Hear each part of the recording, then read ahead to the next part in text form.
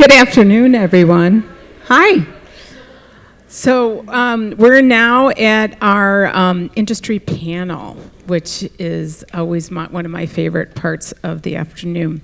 I want to thank everyone who joined us for the afternoon lunch discussions. They were really quite interesting. So thanks to the speakers that were part of that, and for Susan Davidson, who also helped with that. Thanks, Susan. We're sold out crowds. Okay, I'm going to sit down now. I have three esteemed corporate leaders here with us, and I'm going to do a few introductions. At the end here is Crystal Baker-Busareth from Morgan Stanley. They're all going to do their own bios because I can't do them justice. And Crystal is on our advisory council. She's a member there. Sarah Norman, she's with TikTok, and she is also one of our mentors for our analytics accelerators. So she's worked with us there. And then you'll see there's a common theme here. And Julie Rome is former CMO of Party City, and she's also on our advisory council. So if we could welcome them, and then I'm going to ask you each to introduce yourselves.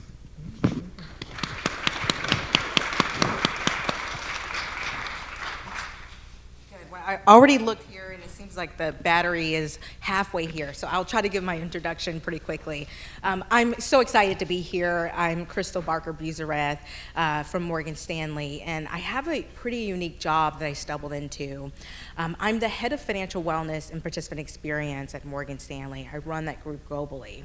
And a lot of people say, well, that sounds good, but what in the world do you actually do? So I liken it to, if anyone knows Susan Orman, that's on CNBC, and she's like, you can't afford that, girlfriend, and just tell people what they can and cannot buy. That's what I do day in, day out. So I work with companies that are spending all this money to recruit people as well as to retain talent and making their benefits package really attractive. Huge part of the gap is understanding like how to make your money go further. We're not taught these conversations at home. So what I do is work with companies from 50-person law firms to Fortune 500 on making better financial decisions, and we give every single individual that comes to our program ability to work with a financial coach or a financial advisor. So I get to do good for a living. I started my career, kind of went through a different route, but all on Wall Street. Starting first as an investment banker. People said, why in the world did you leave Arkansas to go do investment banking? And I said, I want to democratize financial services. I can only do that if I go to where capital is being decided in the heart of it. So I went to Lehman Brothers. Lehman Brothers did not last very long. It became Barclays Capital, and then I continued on to Wall Street as a corporate development, did M&A for Deutsche Bank. Then I came back to Wharton, got my MBA, and said I want to help individuals now make those same decisions. So I went to Goldman Sachs as a private wealth advisor, helping the wealthiest, but the idea is, let me figure out how they do it. I continued to speak to one of the partners there about how to make finance more accessible, and they said, are you interested in a new project? No one's ever heard of it, to build the first robo-advisor. I didn't have a tech background, but I said, put me in there. So I built Goldman's first robo. It's now called Marcus, if people are familiar with it, and was fantastic experience. Morgan Stanley heard what I was doing and then called me and said, can you go help all the things that you're doing, combining technology, data, and finance? Can you come over and help us really add value to the 18 million participants that we work through day in, day out? And I said, sign me up for it. So I really built my career to date on startups within a large established firm in this area of financial technology. So looking forward to the discussion today.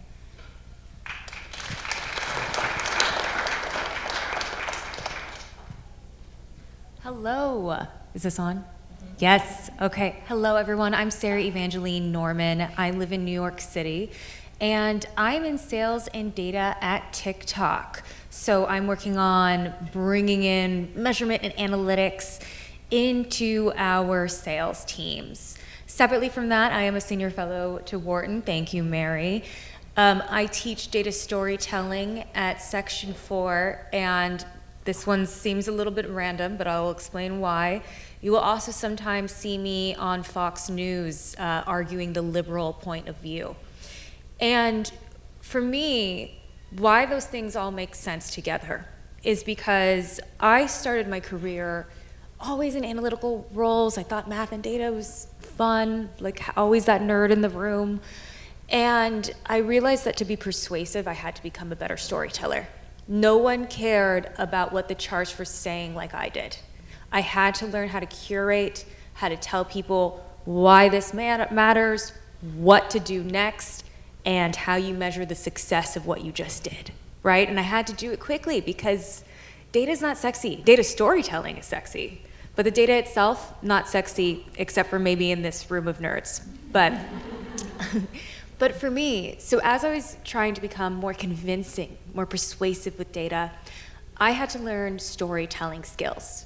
So at the time, how long ago? A while ago now, I was at Google, and Google's really good at letting people do stuff outside of their jobs, outside of Google. And I volunteered for the Harris presidential campaign. I was a volunteer data analyst. Within 5 weeks, I had moved up positions twice to a paid position of senior advisor to data and digital. And when the Harris campaign ended in December of 2019, I found myself being like, oh, what do I do now? How do I get involved? And I started raising money for the DNC and different politicians. I was explaining to donors why Team Blue needs to invest in data and how much money we need to do it. And someone that I was pitching to for some campaign somewhere said, oh, you just explained a really complicated topic to me that people have tried to do, but no one's really done it. Could you go on TV and explain polling? So I do that. The segment goes well, commercial break, you're chit-chatting with the people in your ear, telling you how much time is left. I'm saying thank you, goodbye. And they're like, actually, could you stay on one more segment? So I do, and hey, if you're a big conservative, please don't harass me after this. But I'm just gonna say that the person I was up against was a former congressman who is one of 2 congressmen to ever get a perfect score on the Liberty scale, which is the scale that the Tea Party uses to rate Congress members. And I'm just gonna say that he was spewing conspiracy theories. Okay, don't come at me, okay? And apparently I handled it pretty well because I was able to use data to quickly rattle off why there's no way what he was saying was plausible. And I was able to package it in a tightly knit story that people who didn't understand the background of the political issue or didn't get the data points. And it's because I had practiced my storytelling skills. It did not come natural to me. It took work. And so for me, when I meet people and they're like, wait, so you're the liberal on conservative news, but also you're in data at sales, like what? To me, it makes sense because it's all storytelling. I just use data as my backup dancer in my storytelling. That's my lead. Also, I am hiring at TikTok. Thank you. Now they're coming for you.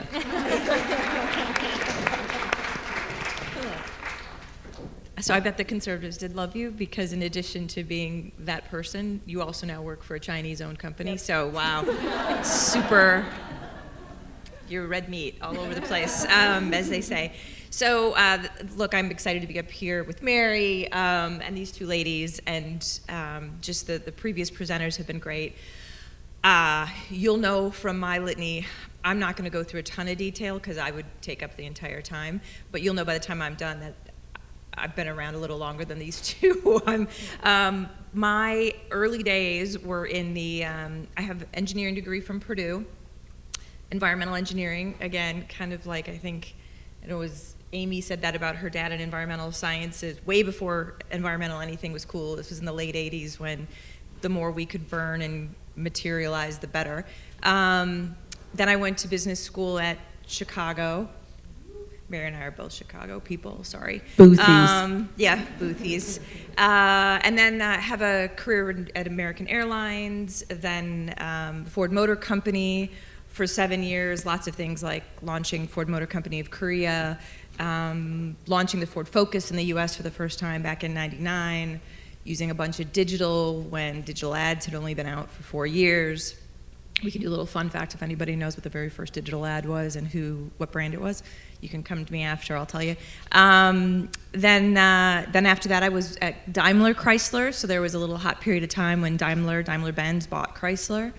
And so I was recruited over to help do that. I launched the Dodge brand, Grab Life. The Dodge brand was there, but I relaunched it as Grab Life by the Horns, which is still around 20-some years later, which is exciting. And then I became CMO of Chrysler.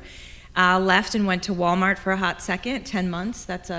For me, was a lesson in culture and the importance of culture. You heard Amy talk about that. I just heard about it at lunch, actually, as well. Then I started my own company, had that for 5 years, working for B2B, B2C, ad tech, startups, you name it, across the board. I was then asked by the CEO of SAP, so you can see I'm jumping industries pretty radically, SAP, to go over, and he asked me, he created this title, not me, Chief Storyteller.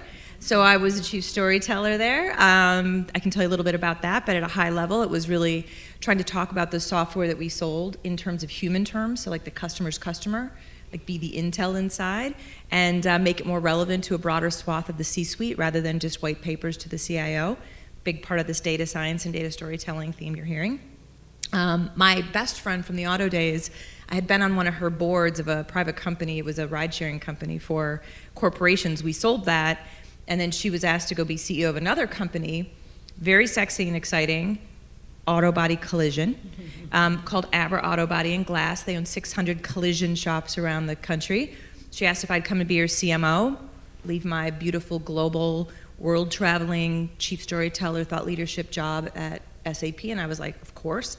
So I did that, and I really thought it was again, wrong school, but a Harvard business case or a Penn business case in the making.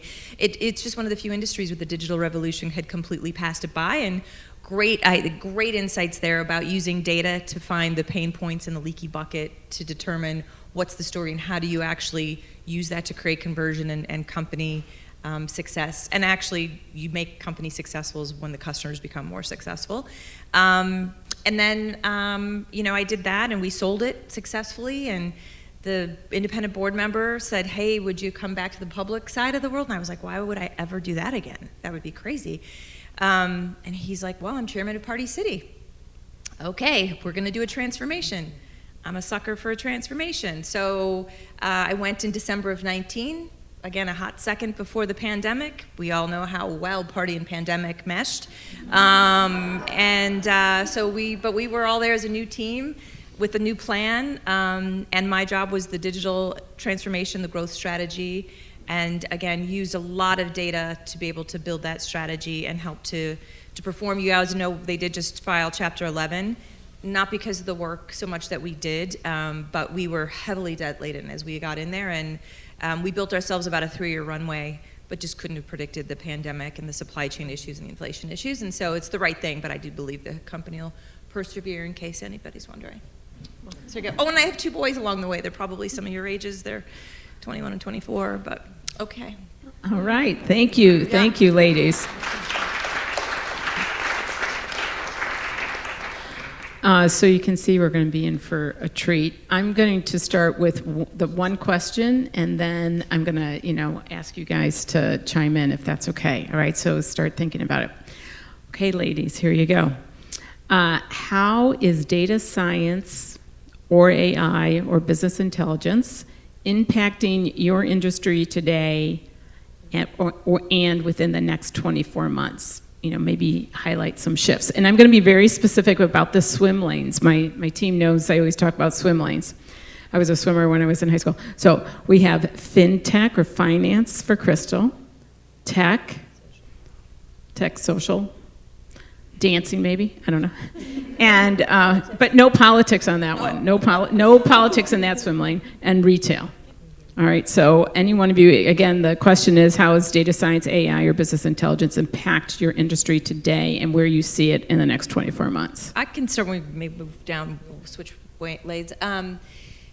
Look, in retail, I'm very excited, and it goes to why, I don't know if you all paid attention when Mary was opening and she was talking about the Customer Analytics Advisory Board, and now it's changing names, and AI is now in its name.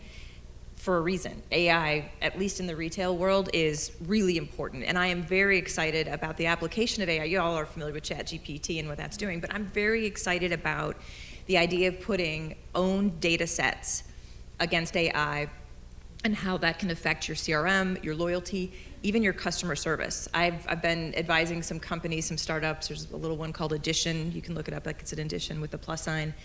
What they're doing to take own data sets, your own brand's data sets, your own customers' behaviors and data sets. There's a great example, if anybody watched not the Grateful Dead, no, The Walking Dead, they're not grateful, The Walking Dead. Yeah, so again, age. The Walking Dead, they were trying to figure out why people had stopped watching it. So they took a bunch of the social commentary that was out there and they used AI to break it down, and they put it into a little pie chart, and it gotten boring was the number one answer. But they were able to find the nuances, and they were able to pull out what was relevant, what was not, what were superfluous, what was not. And it's actually been able to allow them to adjust the messaging to their customer and to the show itself in terms of the production and the content that they're building. So again, that's just a high level, but there's so much that we're just at the very beginning of. There's so much opportunity, I think, in the space of AI. So in tech, you have an interesting dichotomy going on, because on one hand, we are both trying to get more advanced and separately less advanced. And I'll say why. So for one thing, okay, everyone heard about the Google layoffs last week. The only two departments that I knew people in after spending 6 years there that didn't have a single layoff was the engineers behind AI and the data salespeople. So you have, ChatGPT. Google is racing. They are not gonna be number 2. Okay, I'm gonna bet on that. Just by the way, there was a quote in the Wall Street Journal today from Sundar exactly on that point. Really? I actually woke up a little early and I happened to be able to read that. And so he's like, we're working on it to be very close. So very timely. He's definitely just quoting me, y'all. Don't worry about it. And so there is that race to get better. On the other hand, certain companies are under scrutiny, right? And you may purposely be getting worse at your data. For example, these tech companies, Google, et cetera, for a lot of people, depending what devices and approvals you have, they not only know that you're at Walgreens, they know what aisle you're in. Is that too close? So you see cases of that where we are purposely getting less good at knowing things about you because we don't want to be creepy. We don't want to upset Congress. And so I see it being changed in both directions. We're going to have more capabilities to target, but we're going to choose to do it less. Just on that, the number one, just because we're jumping, the number one app, and I was interviewing for this role probably 5 years ago, was the Weather Channel. The Weather Channel, because most people have the Weather Channel open, tracks everything. They knew data. If you were buying raspberries or strawberries at Walmart, they knew when you checked out, and they took that data and they would adjust pricing based on it. Not at the moment, but I mean, like, to be able to give them macro information to just, so it's not just Google. Everybody's watching. One who's watching is one who have money. Except so this is kind of, we're talking about ChatGPT. Was actually Morgan Stanley announced a partnership with them. So I can use this theme, but to give you context on data and financial services, wealth management in particular, which is where I sit, we cover $100 trillion of assets across the world. That is the total of the world GDP. That's how much assets we're talking about. Morgan Stanley oscillates between first and second in terms of market share. We only have a 5% market share. So it's ripe for disruption. But if you think about how do you interact with financial services, we sit on one of the richest databases on individuals. We know when you're getting married, when you have kids, we know how much your house costs, we know mortgage rates, how that's going to change. We know how people act when they're having life events. We also have information from your employer in terms of how much data is coming in, how much you pay, when you receive your raise, what kind of equity you're coming in with, all of that, how much debt you're sitting on. And then through aggregators, people are telling what sits outside of Morgan Stanley. So then the question becomes, what do you do with that data? Because what we found is, even though people have access to more financial tools, we're still not better off making good financial decisions. We're still like delaying retirement or making the right decisions or not optimizing. So there's a gap there. A lot of information, but not necessarily going through. So what we use data for is, what we found is that the industry had going so far into automatic enrollment in terms of like it's all it's robo-advisor, get out the human. But what we found is, particularly coming out of the pandemic, that people still need to talk to an individual and a human. So what we've seen is a lot of fintechs partnering with large companies that have that human advisor give an overlay. And what we're doing is using technology to help advisors, help humans make better decisions. So as an example of the type of data, on a daily basis, Morgan Stanley ranks every single piece of information that's coming out of the trading floor, research analysts, market environment, et cetera. We rank that against 18 million of our client relationship that we have. And then it tells us, that advisor that comes in that day, well, Sarah, I think it'll be really good to talk about buying a home in Manhattan. I'm going to suggest that your advisor sends you an email about that. But Crystal, I know she's getting ready for a trip, so I'm going to send her one information about this. And last time, Mary did not pick up my email because she's a phone person. You need to pick up the phone and call her. She responds better to that. We're doing this across 18 million data points on a single basis. I used to be an advisor. It used to take me 45 minutes to an hour a day just to organize across my client book of what to do. Now we can do that in 2 to 3 minutes. That sounds mundane, but just imagine how much time we've unlocked. Now we can help that advisor, help others figure out, like, what can we do more? So Sam Altman, CEO of ChatGPT or OpenAI, announced he broke our partnership and talked about the partnership that we're having with Morgan Stanley. Now just imagine layering in AI. We already use machine learning algorithms to help advisors.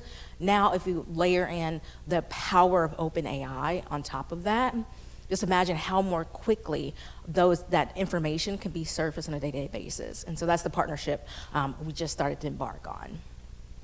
Well, thank you very much for all that. AI is making it, all our lives a little bit easier, it sounds like, to be a little more creative. So, speaking of creativity, what type of questions do we have out there? Yes.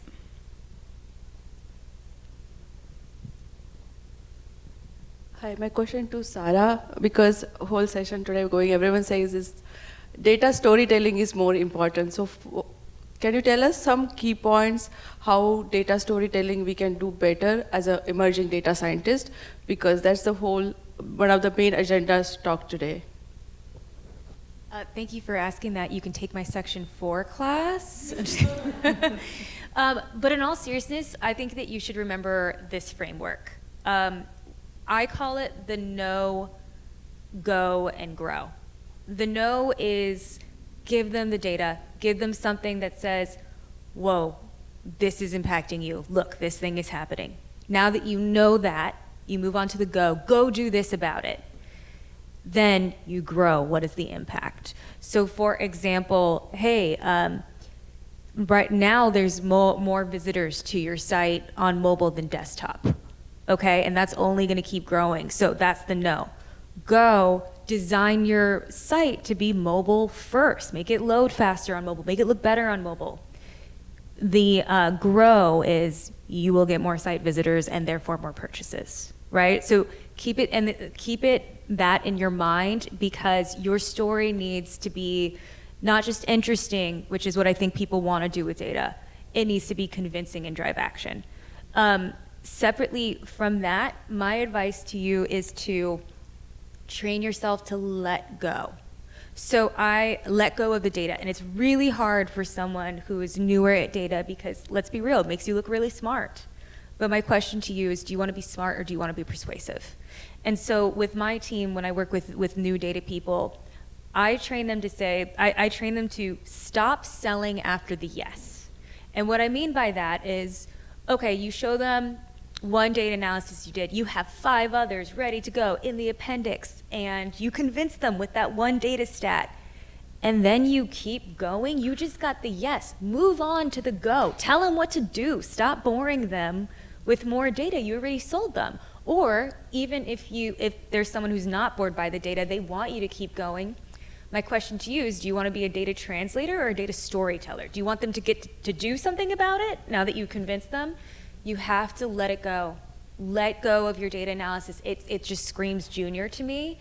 And I think that's really painful when you created this like beautiful analysis that's so telling, but there's no need to show all of it. Curate. Curate, curate, curate. I only let my team have 3 data sides in their presentations, and when it's a new team member, I make them stick to 1 just to train them to let it go. I hope that helped. Thank you. Thank you. We have time for one more question. I do want to say, too, a few years back, it was data storytelling. I mean, you're a data translator, and now we are hearing storytelling. It'll be interesting. I hope storytelling stays with us because, as I was saying the other day, storytelling has been around for millions of years. The hieroglyphics, that's a story. So I think storytelling is just one of the most key things you can do, whether, data scientists, business intelligence. So that was a really good question. How about one more right here? I was just wondering, how do you differentiate in industry between AI as just a buzzword versus where it's actually having an impact? Right. So how do you distinguish AI as a hot buzzword versus it truly having impact? Where do you see the distinction? Because I think that's... And do you think it's going to be sticky? Like, we think AI is really going to be sticky this time? Yeah, there's a lot of people that have been asking that. Who would like to take that? I can take it from a retail perspective. Look, and especially because we were coming in, so I left Party City in December. We were always looking to do more with less. I don't know any retailer who doesn't. So how do you become more efficient? How do you become smarter? So there's been, we talk about the robo chats. You think about customer service, a call center where you do chat interactions, right? How many of you have done a chat interaction and you know for a fact it's a robo versus it's a human being, right? Everybody? Where AI is going now, I've seen some of the applications. You would not know for sure. It's a 50-50. And I think that is where it's because of the ability for AI to take, again, this owned, instead of just the disparate data set. So ChatGPT just takes everything that's out there right now, right? That's the first version. There's newer versions coming, and everything will get better, as everything always does. But, right now it's taking everything, including maybe some erroneous stuff, right? Some things that are more editorial rather than factual. Well, if you take your own data set, your own customer data set, your own product data set, now when you're having a conversation, it's personalized and it's accurate, and you can put a tone on it.